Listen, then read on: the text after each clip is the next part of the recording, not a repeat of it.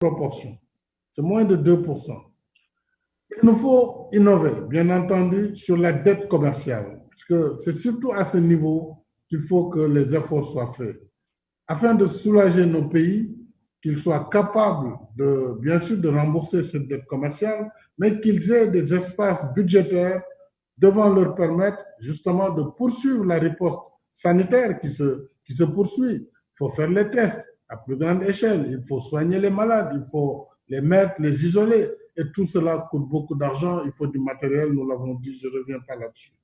Mais il nous faut peut-être innover, et le groupe africain est en train de réfléchir sur un véhicule peut-être à mettre en œuvre, et ce véhicule pourrait bénéficier du soutien ou de la garantie des pays partenaires, par exemple de l'Union européenne, des mécanismes aussi que le Fonds monétaire peut mettre en avant. Même les pays du G20 pourraient utiliser leurs droits de tirage spéciaux pour essayer de donner les garanties à ce véhicule qui pourrait soit racheter la dette commerciale, mais là, disons, les pays auront une durée, une maturité plus longue. Ça va être une dette sur 15 ans, 20 ans, 25 ans maximum, et elle pourra être payée à des taux beaucoup plus faibles, de 2% à 3%, contrairement au taux classique des eurobonds. Voilà ce que nous demandons. Ce n'est pas de l'aumône. Nous demandons simplement plus de solidarité.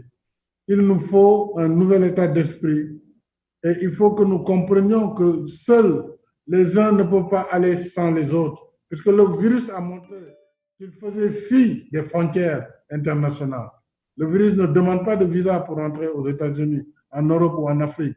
Donc, sur cette base, nous avons une communauté de destin et je suis absolument certain que si nous prêtons attention et que nous redonnons sens à l'économie réelle, c'est-à-dire celle-là qui permet d'investir davantage dans l'agriculture pour l'alimentation de la planète, dans l'énergie durable pour la préservation de notre climat, dans les infrastructures de la santé pour justement apporter les ripostes appropriées pour l'humanité, dans l'éducation et la formation, bref, réaliser un développement qui a du sens parce qu'il mettra en avant le bien-être de l'homme tout court.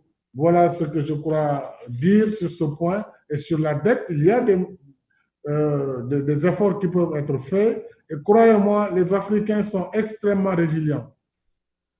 Les Africains ne sont pas des paresseux, contrairement à une idée qu'on veut répandre. Les Africains travaillent plus que les autres et gagnent beaucoup moins. Ils sont dans les champs, ils sont dans les usines, ils travaillent, mais ils subissent de manière injuste les conséquences de la mondialisation. On le voit sur le climat.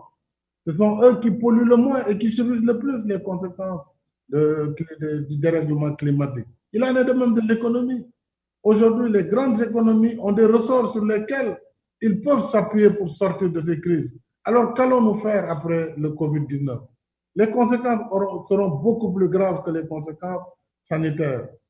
De quels moyens nous disposerons pour accompagner nos compagnies aériennes, accompagner notre tourisme, qui est l'une des mamelles pour un pays comme le Sénégal? Tout est fermé depuis 3 mois et ça va encore l'être d'ici un semestre. Voilà ce que je dis donc, c'est qu'on invente ensemble des mécanismes de solidarité qui permettent à l'Afrique en toute unité de pouvoir faire face à ces obligations. Je vous remercie. Merci, Monsieur le Président. Président Ouattara, vous souhaitez réagir sur cette question de la dette, s'il vous plaît?